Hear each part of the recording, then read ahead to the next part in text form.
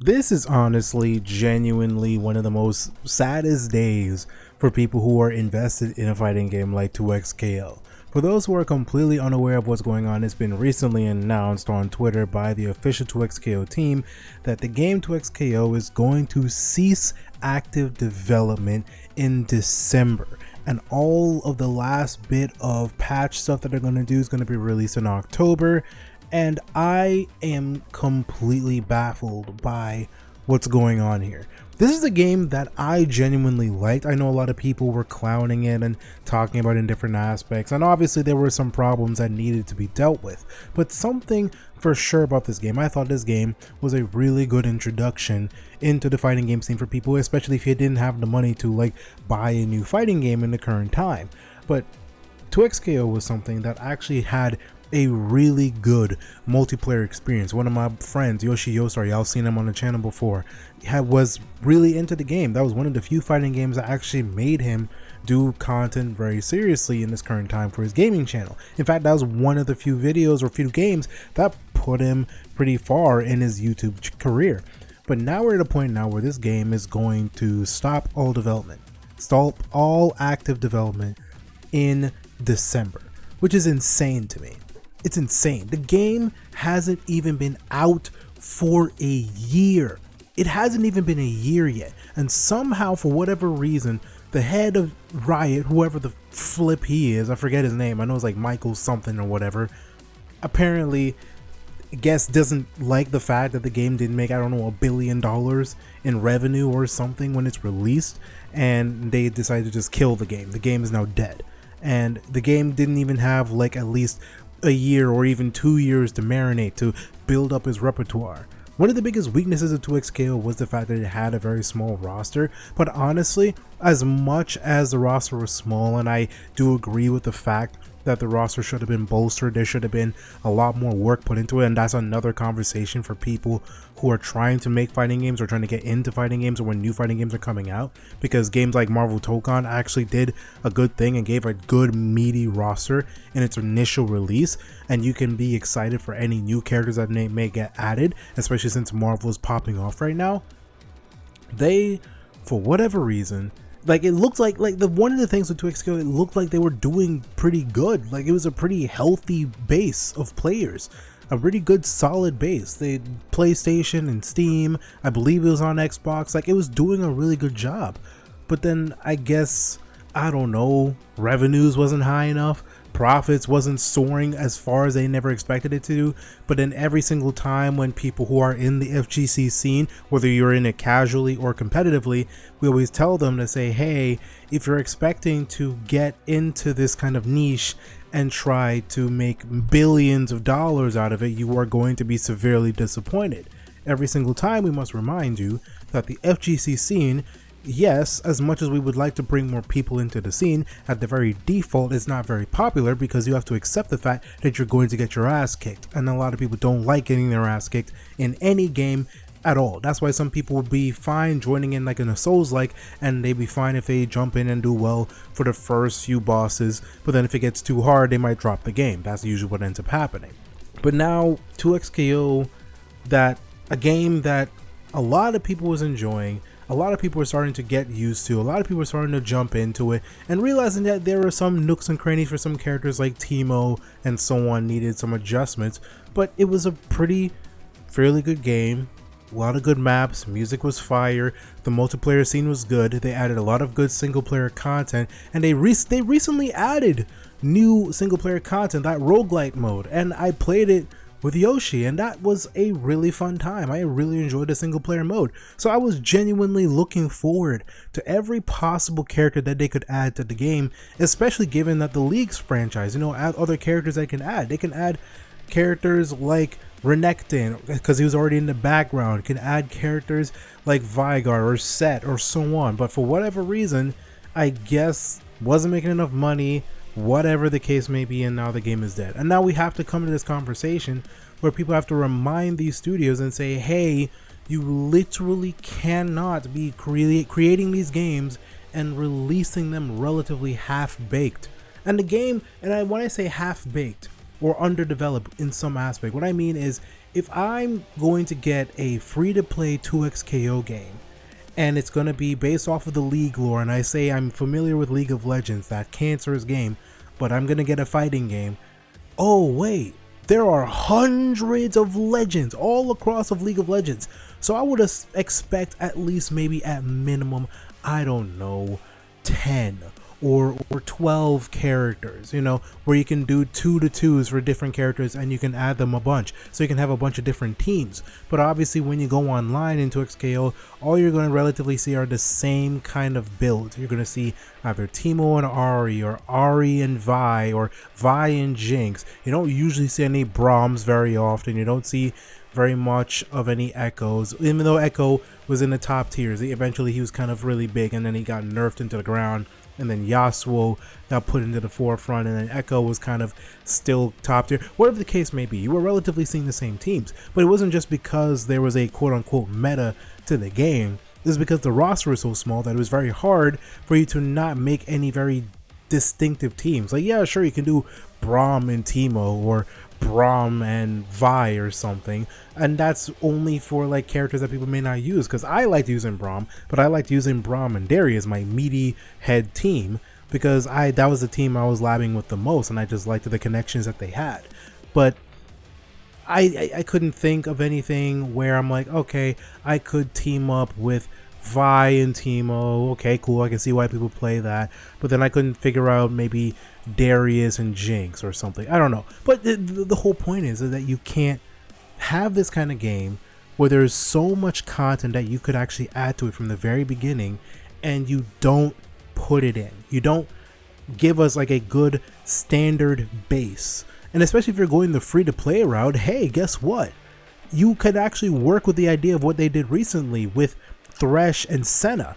They literally could have been like, oh, we'll release 2 champions and we can get more people, we can get more champions into the game, until we get to a point where they're like, okay, we're doing too much, let's slow down and we can do 1 again. Because at least you want to have a meaty roster, get to a point where you can get to a decent roster. Because a lot of us, like me, were investing in the game. I haven't been playing it recently because I've been playing a lot of Marvel Tokon and Avatar, because those are the 2 games that came out recently, and I've been looking forward to both of those games. But I wanted to mix into XKO eventually when I got used to Marvel Tokon and Avatar. But now I don't have to put it in the ringer anymore. I can just literally sit here and just let it float away. Now we're gonna get, I think, 2 more champions. They're gonna do the last patches that they have, so we're gonna get 2 characters. I believe we're gonna get Lux, and I forget the other character that we're supposed to get. And sure, we're gonna get 2 more characters, but why would I want to open up the game at that point? Because yeah, cool, I can play Lux and have fun with this character, but then I don't believe in anything afterwards. Like, the game is as essentially going to become even less popular now because of the fact that I can't look forward to anything new. Sure, the game is going to stay online, because that is a benefit. They said that the game is going to stay online. You're going to still have online servers, so you have the capacity to still play the game and have fun. But for whatever reason, for whatever mind-boggling reason, you can't. They just ended it. They just ended it. I'm kind of just talking off the top of my head. These are kind of videos I wanted to do more of on this gaming channel. Just me talking about the gaming sphere in a more or less formal setting, instead of just me scripting what I have to say. Kind of similar to my gaming videos, but just me talking about the gaming space. But the idea is that this game had a lot of potential. At the very basics, 2XKO had a lot of potential. But for whatever reason, they say it's not sustainable to maintain this kind of game. And they were already doing a really good job. They were active in the community, doing a lot of patches, shifting stuff around. Like, I was looking how active they were. But the most recent game now that has maintained that kind of same consistency is like Invincible Versus.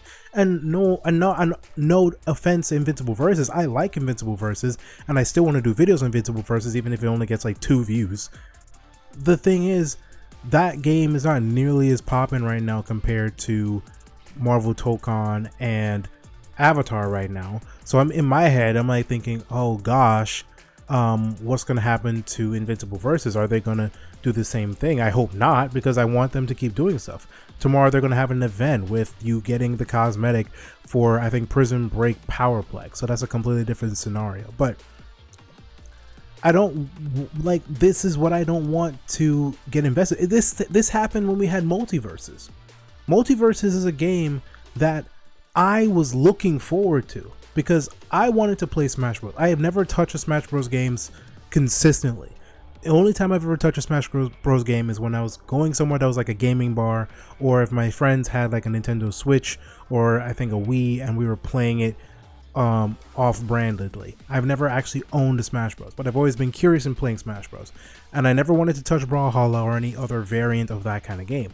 Multiverses was the only game that made me even think about touching that, because I was a fan of a lot of the franchises in there, and I was very happy with the fact that they added something like the meme of Super Saiyan Shaggy. So I was like, okay, bet, I'll actually hop in here, I'll play the game, and then that game dies immediately, not too long after me investing into it. Especially as soon as it's released, like not too far off of its release. They had so much potential behind that game and they screwed it up. Like the corporate greed behind it is just so palpable that they just screwed up. So in my mind, I'm thinking there is no way that a free-to-play fighting game can exist. It's not possible. Because what ends up happening, they try to treat it like a live service game like Marvel Rivals or Overwatch. And they think they can maintain that level of consistency when they do it. And here's the thing, they can. But the problem is they may not get a lot of benefit out of it quickly. Games like Overwatch and Marvel Rivals are completely different, because Marvel Rivals obviously is leeching off of the popular IP of Marvel. Okay, fine, that's already one thing. And sure, you can talk about the goonification of the characters, whether they're male or female, sure, but that's, you know, gaming content that usually ends up happening anyway, so that's not out of wedlock. But the idea is a hero shooter for the most part.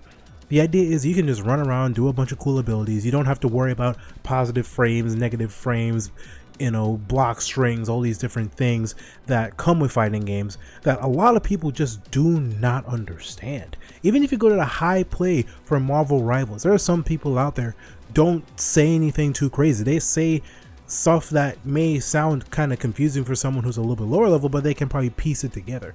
But someone talking about Oki and block strings and hit stun and all these different things, they may not understand it, and they have to do a bit of research or looking into it to get used to it.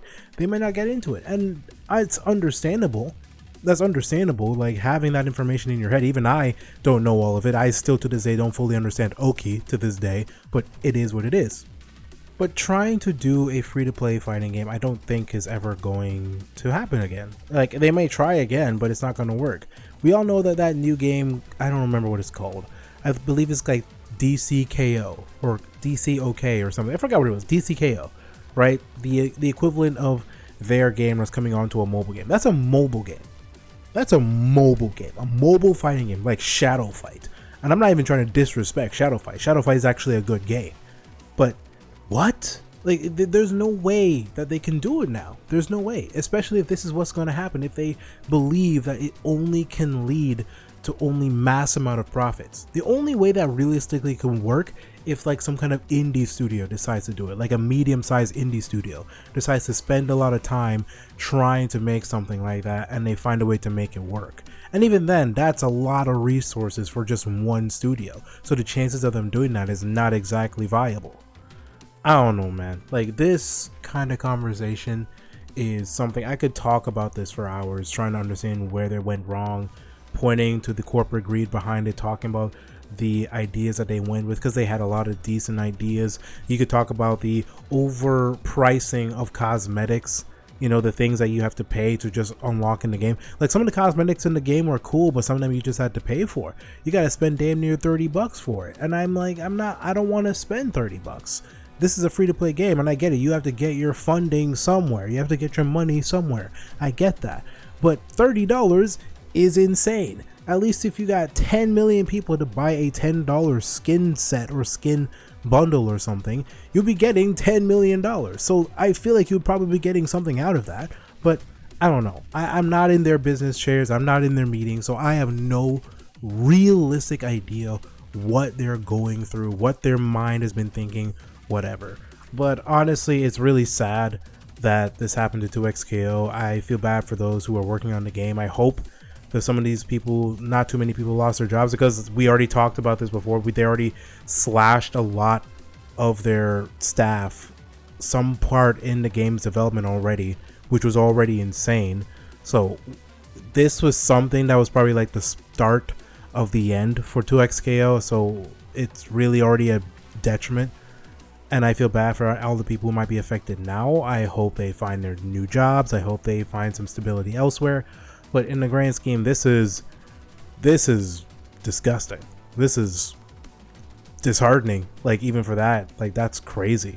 At this point, we can't have something like that. I feel like we should, but I feel like it has to be in the hands of somebody else, not some big massive conglomerate. It has to be someone who's willing to sit down and let it fester and work and build up towards it in their own growth, and willing to sit with it for years. And I'm pretty sure someone is willing to do it, and I'm waiting for the day that will happen.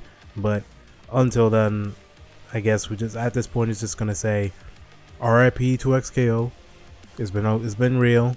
You know, I'll do some videos talking about the new characters when they come out. I'll most likely do some streams playing the game until its game's inevitable to death, until it completely dies. It dies in December, so I might do maybe like 1 or 2 videos every week or so, just to throw in, just to do like just doing some ranked or something before it dies out. But yeah, that's disheartening. But yeah, rest in peace to 2XKO. Hope you guys like this video. If you, let me know your thoughts about what's going on with 2XKO below. Leave a like on this video if you like this kind of content. If you want to see me do more gamer yaps, hey, let me know in the comments below. I like doing this kind of stuff also. It's your boy Kadukun. I'll see you guys next time, and peace.